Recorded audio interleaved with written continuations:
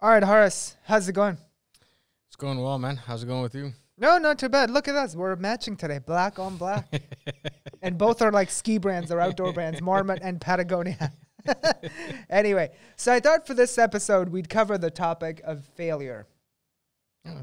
Failure. Interesting topic. Extremely important. Certainly important. All right, so why don't we, so I thought the questions we'd go over today are why is failure important?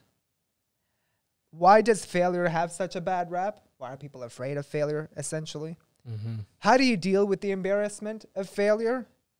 And is failure a good motivator? All right? Yeah. So let's start with the first one. Why, in your view, is failure important? If you want to answer this one, go ahead. Otherwise, okay, whatever. No, I can go. I can start. I find I'm always asking the questions and you're answering. I mean, if you want to answer, go why ahead. is failure? Yeah. So okay, You start okay, off. I'll start off. Why is failure important? I think failure is one of the most important things, and here's why.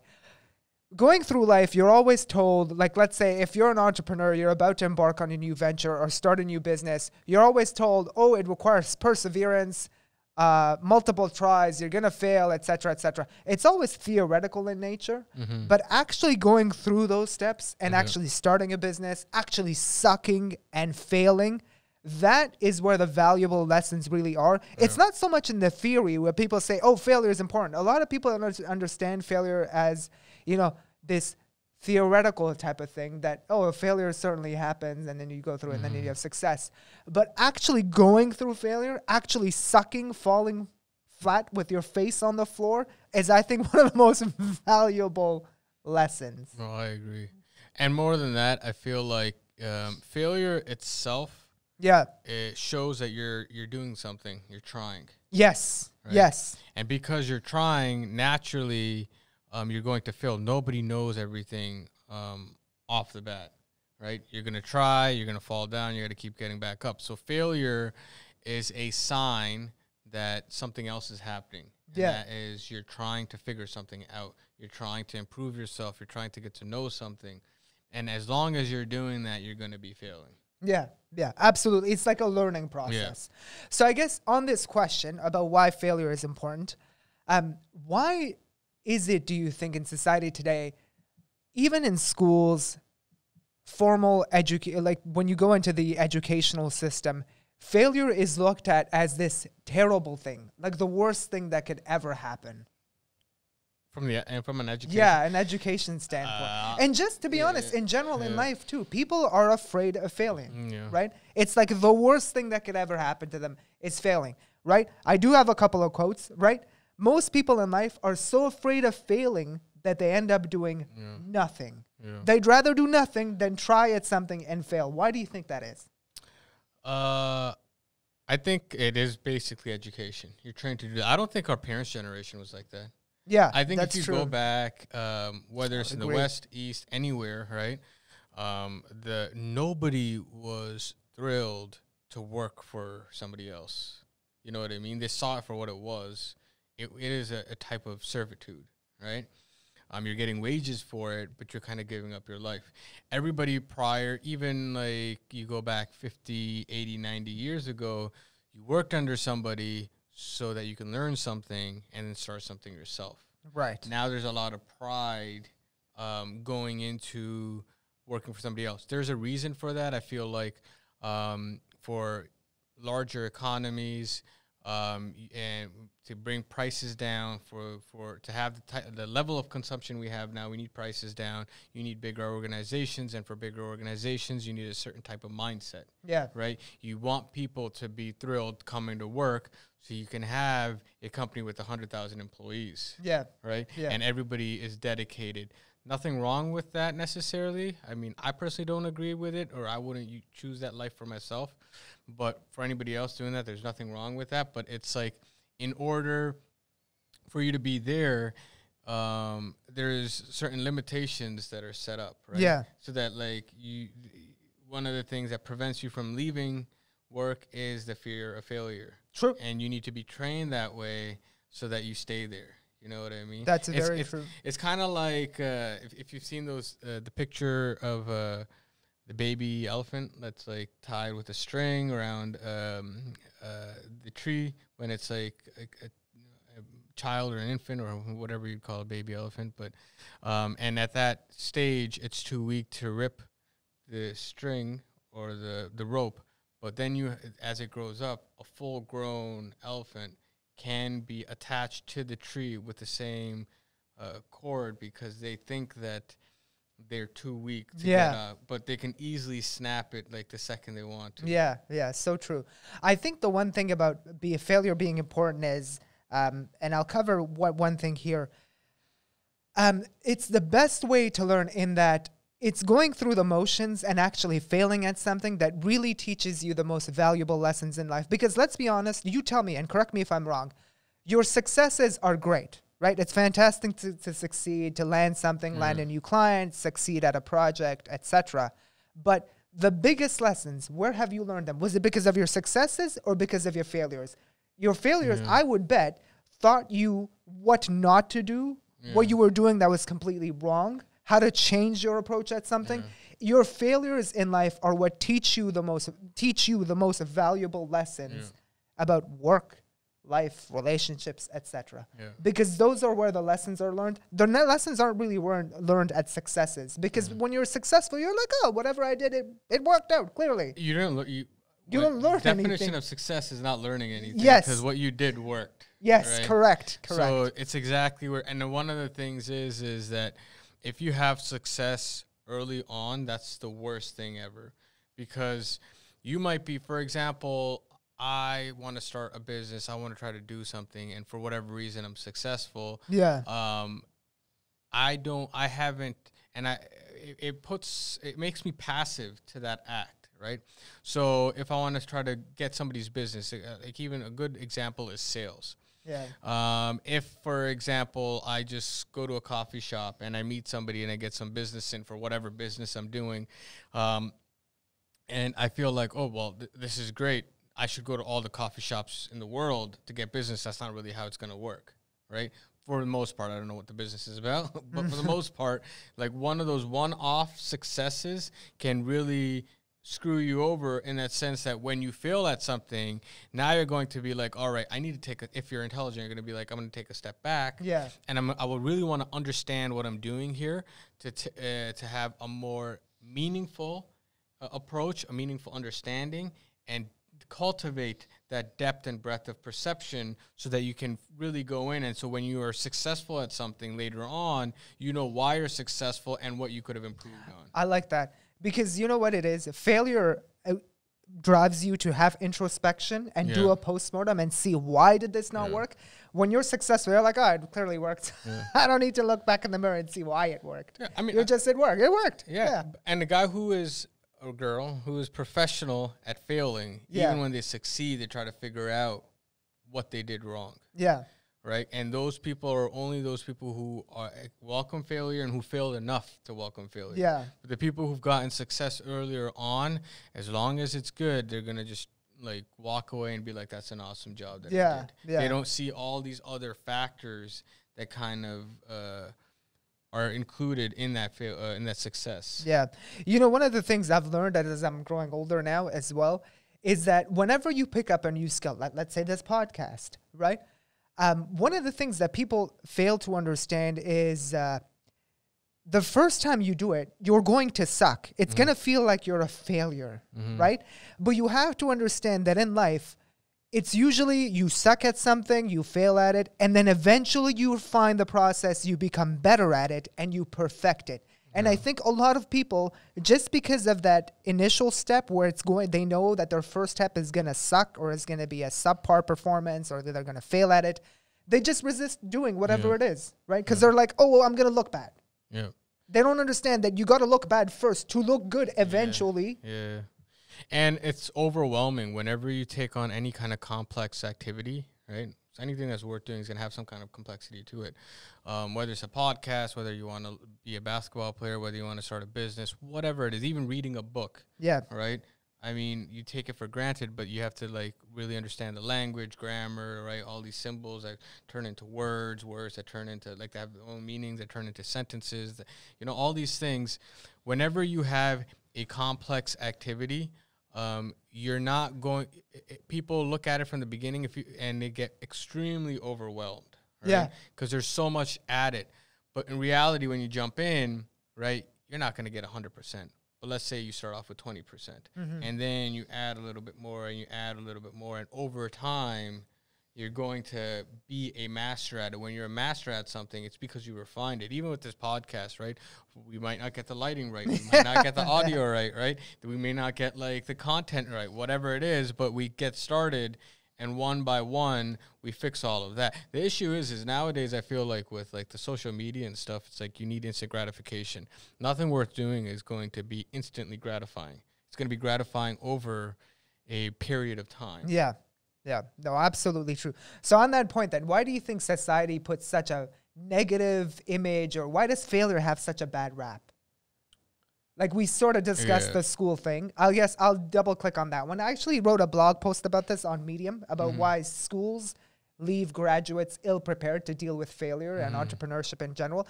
It's because schools usually encourage you, let's be honest, you got to get good grades to move on to get into a good post-secondary institution. And then you need good grades to land a good job, because employers, prospective employers, careers, etc., they look at things like your GPA to determine whether or not you're going to get a job. So if you're a graduate coming from a really prestigious or elite institution, you've always been told in life that failure is the worst thing that you could do. You probably never failed. If you're an A student, you've probably never failed. You don't know what it feels like to fail, right? But then when you go through life, you need to understand that you got to be very comfortable with failure. You got to be able to suck at stuff, because eventually that's how you become good at it. But usually students, I find even with myself, and I go into the blog post, is you're usually told that failure is absolutely the worst thing that could happen to you. Yeah. I mean, I think the reason you're told is firstly, and I agree with everything you're saying, but I wanted to add a few things. Yeah. Firstly, it's like failure is not a good feeling. So people right away stop. But then because they're not doing it, they're also judging others if they put themselves out there and be like, haha, you failed kind of thing. Yeah. Right? And essentially what they're doing is laughing at them for not doing for trying what they couldn't do themselves. Because anyone who's really good at failure, right, who's like I'm an expert at failure, right? So when I see somebody else failing, it's fine. It's perfectly fine, man. Like, you fail 100 times again and make sure you get it right, Just keep going. So I would never, ever, ever judge anyone for failing. I would maybe judge somebody for not trying because they're afraid of failure. That is maybe... for me, I definitely I'm judgmental on, but I would never ever judge anyone for failing. But I feel like the individuals who don't try because they're afraid of failure, they're the ones who are pointing fingers. Yeah. I think the other thing on failure is that in some professions, I feel like failure is not an option. Like, let's say if you're a surgeon. Okay, failure is not an option because what you're doing is critical, right? But usually in things like, even within the same field, like let's say we're talking about medicine and science in general, in surgery, failure isn't an option. But that doesn't mean you take that and extrapolate it to every single profession. If you stay within the realm of science itself, R&D, I would argue, is a place where you do a lot of trial and error in science and you fail a lot, right? So I feel like people usually take this thing where you're supposed to have a perfect record at something like, I don't know, surgery. And they sort of extrapolate it to every single profession. And they're like, oh my God, failure is terrible. You have to do it perfectly. It has to be just right, et cetera, et cetera. On this point, though, can I ask you a personal question? Because you've come from a South Asian background. Your parents are pretty strict about getting good grades. You've come from really good schools. How did you get over your fear of failing? Or was it just something you didn't, I don't know, did it come naturally? Or how did you get over it? Because there's a lot of pressure, but I mean, I failed anyways. So failing was at that time was like out of my control. So when our parents are like, "Oh, you got to do A, B, and grades, C," good grades. Yeah, my parents had a lot of other like expectations as well. So yeah, I definitely failed on all of them across the board, right? But that did not prevent them from saying, "All right, this guy failed, so let him go." It was like, "No, you got to do this." So then I had to force myself to keep going. Yeah. You know. Yeah. So it was a lot of it was just I had no choice. And then at some point in life, I was like, well, you know what? I agree with what my parents are saying. I've seen what it is like when if I don't do this or if I don't refine this thing in myself. So I agree with them. I may not agree in the method that they're employing to get me to do this, right? But I don't need to feel bad if I fail because I am trying. I've put in everything I've got, and as long as I put in everything I got, and I keep getting back up, I'm not going to feel bad for anything that I do. Yeah. That makes sense. I like that. I think I'll go to another quote that I wanted to cover just about taking risks and failure in general. It's one by Peter Thiel, and he says, in a world that's changing so quickly, especially in the world that we live in today, the biggest risk you can take is not taking a single risk at all, right? Yeah. And this goes back to, again, that situation where sometimes people find themselves where they're like, I want to take this chance. I want to try something out, but I'm afraid of failing or looking bad. How do you... This is going to be our third question. How do you get over that embarrassment of failure or looking bad or like, you know, people just, sometimes people are scared of failing simply because they're like, oh, what's my family going to say? What are my friends going to say? How about just by failing, I would say. I just do it.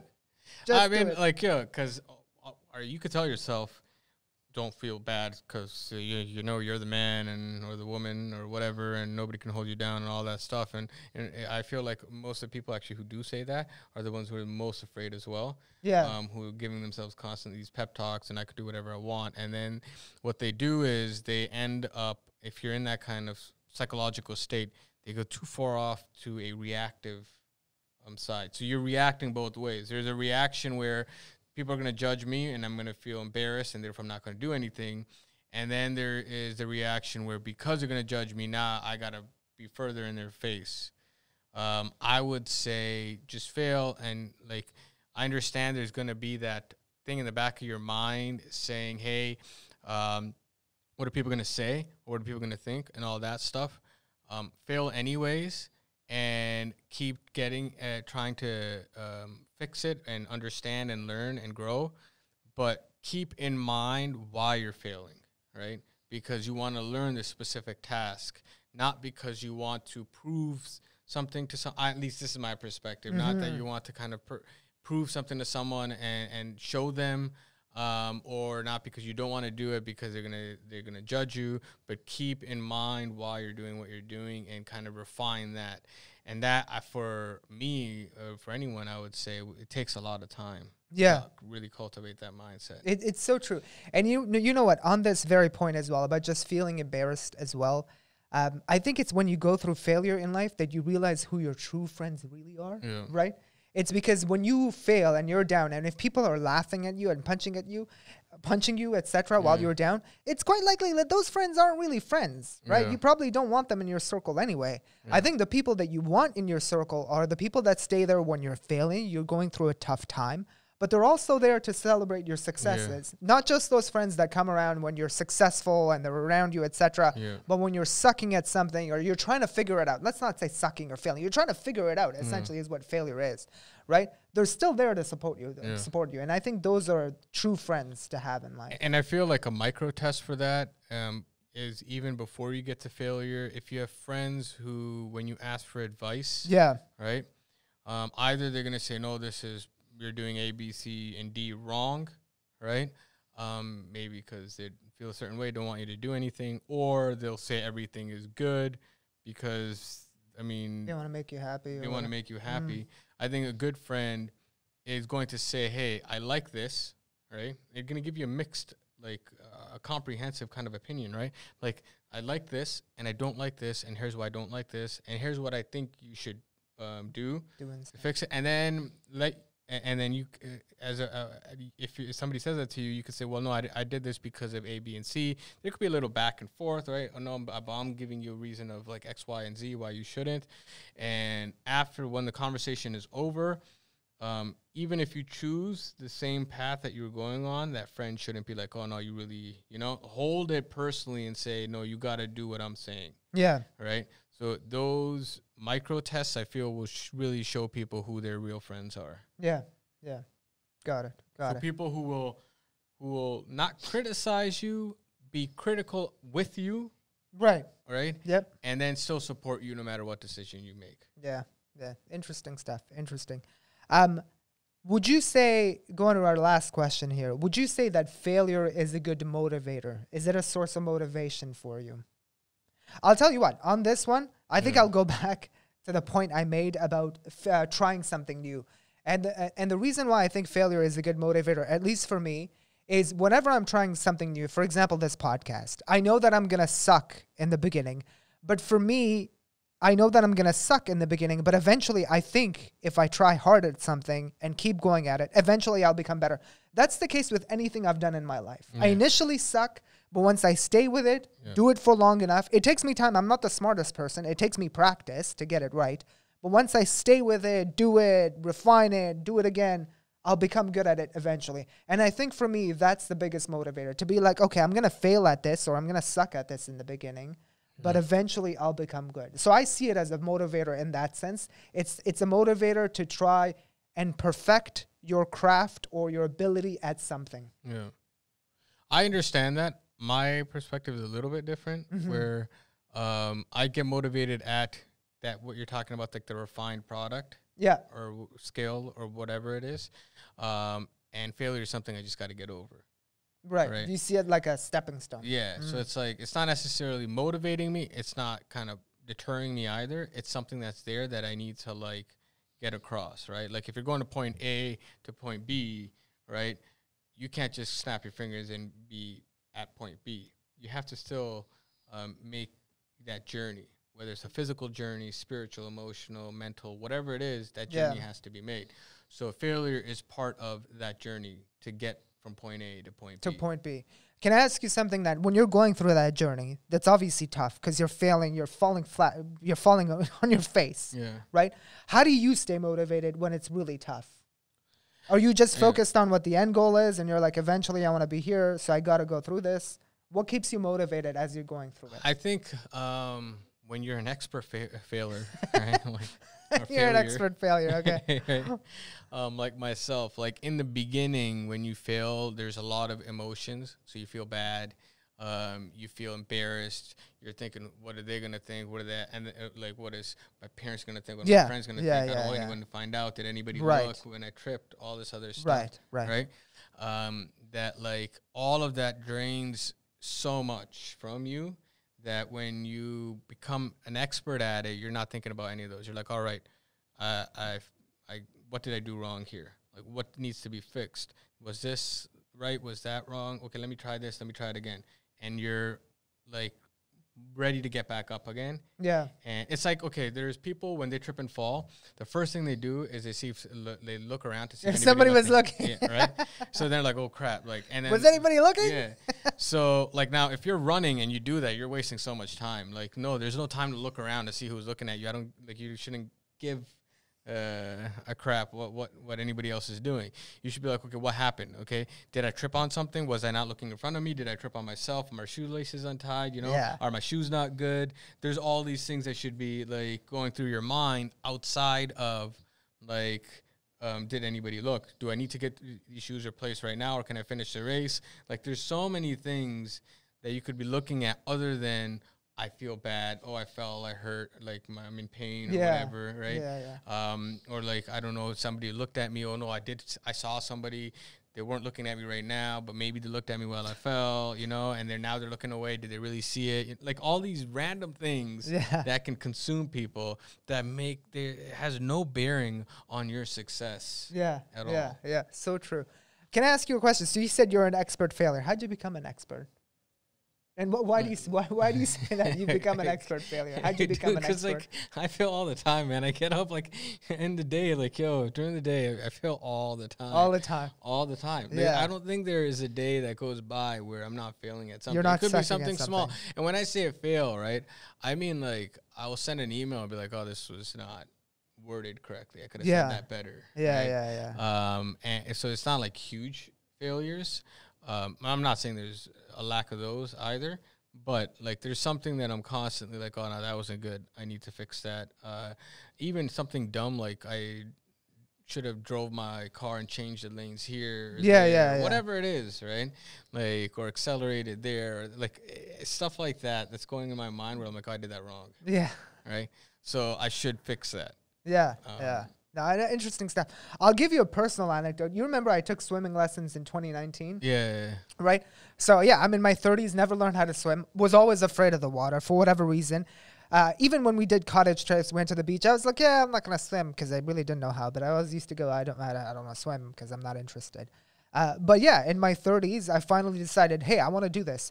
And a lot of people, I feel like, get stuck in making that decision. They're like, okay, swimming, I've never learned it. I'm not going to learn it. So let me not waste my time because I'll suck anyway. But the way I was able to bring myself to learn how to swim was to just be like, okay, I'm going to suck at this really bad. But eventually I'll figure it out. And you got to just trust the process, I think. A lot of people think, oh, I'm going to suck at this. They just go, no, I'm not going to do it at all. But you got to trust the process that eventually you'll figure it out. Right? Yeah. I mean, the thing is everything that you know now, at one point you didn't know. And what brought that really home to me was my sister sent me a video of my nephew the other day. And he's just like, so he's learning how not even to walk, but how to hold himself up. Yeah. And he's on the couch trying to hold himself up, and he's panicking to just get down to to get onto all fours. Okay. And he's like not panicking, but he's scared. Yeah. Right. Because he doesn't know. Right. Yeah. Now, us looking at that, we're like, oh, it's not a big deal. But for him, it's a significant deal. Correct. And he's scared. He's not that, he's not brave about it. I mean, he's brave enough that he eventually did do it.